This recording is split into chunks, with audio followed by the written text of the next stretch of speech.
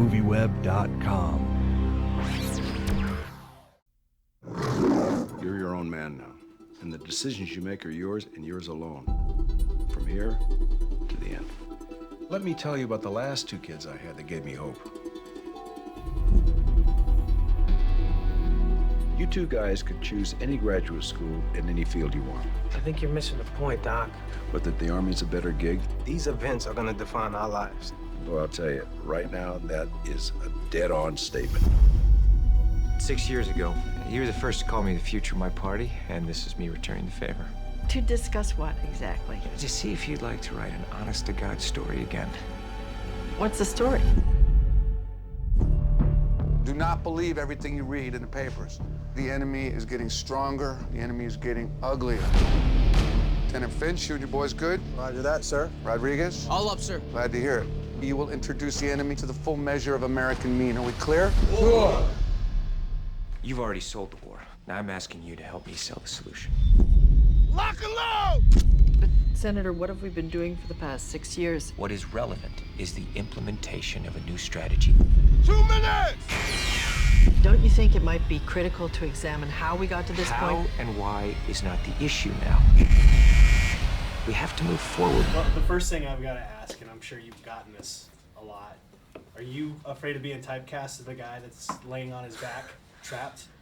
Yeah, it's funny because in my movie that I have to do after that, I got to do the same thing. Are you kidding me? I'm in a coma. No, I'm totally kidding. No, You're kidding or you're not kidding? I'm totally kidding. Oh, okay. I was Like, gonna that would say- be insane. I was like the trilogy of. I'm like, I played this dead guy, then I play a guy in a coma, then I play, no. I'm actually, no, I'm like, I didn't really, it's completely different characters, so I was like, Yeah. I was good with it, you know what I mean? And it was like, I don't know, it just seemed like a different movie to me. And it's brought, I think this is the fourth time out of I don't know how many interviews that it's been brought up. You know? It's interesting. But it just seems like it has a whole different feel to it, you know? Yeah, well, with you, I guess your dad is from Southern California, so you had an Yeah. easier time learning the accent? 'Cause Yeah, it was- I cheated a You little cheated? bit. Yeah, just because I lived with it in my ear, I suppose, so I kind of had a head start. But I still had a dialect coach, and she was amazing. Yeah. Liz Hemmelstein, plug. Okay, well, how do you think your guys' characters kind of connect on a more subconscious level?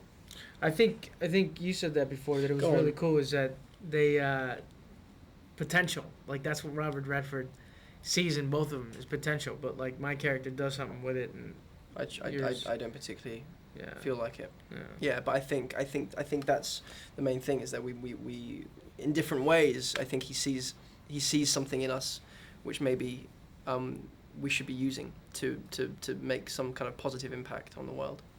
Okay, well, what was it like working with Robert Redford? For both of you guys, got to work with him. You got to work with him a little bit, right? Yeah, it was cool. It was, you know, he's the best. He's the best. around, you know, like nothing's ever gonna keep him down. Yeah. Yeah. He's an all around good guy. As soon as you get in there with him, like he's, you know what I mean? He's on it, and he gets you in a conversation, and you're talking to him, and you're like, I'm talking to Robert Redford. It's cool. It's so difficult to tell you how amazing he is in the space of 30 seconds. He's not only in terms of his directing and his acting, but in terms of how he is in life, and how he kind of composes himself, and how he interacts with people, and just he lives his life. It's admirable the way he's managed to hold on to who he is after being, God, 50 years in this industry, and how he's still creating things that he's passionate about. Well, for you, did you actually have to go in and create this overhead projector presentation?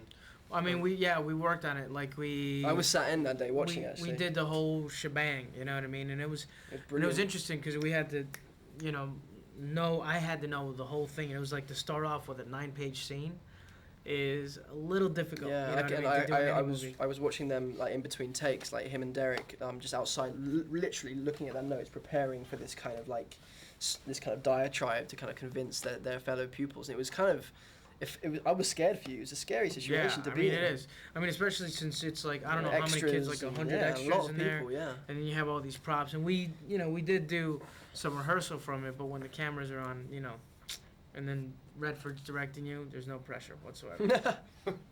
So when does it start? They didn't land at their objective. Where did they land? Crash landed 3 kilometers south on the plateau. There are people all over the world, every day, who are fighting to make things better. If it takes 10 years, that's how long we stay. We do whatever it takes. Says the man in the air-conditioned room. They bank on your empathy. They plan strategies around it. They're trying to take us alive. You're scared of my boys. And the problem is not with the people that started this. The problem is with us, who do nothing. It was all right there if we had bothered to connect the dots. Do you want to win the war on terror? Yes or no? This is the quintessential yes or no question of our time. Can they see us? Yes or no?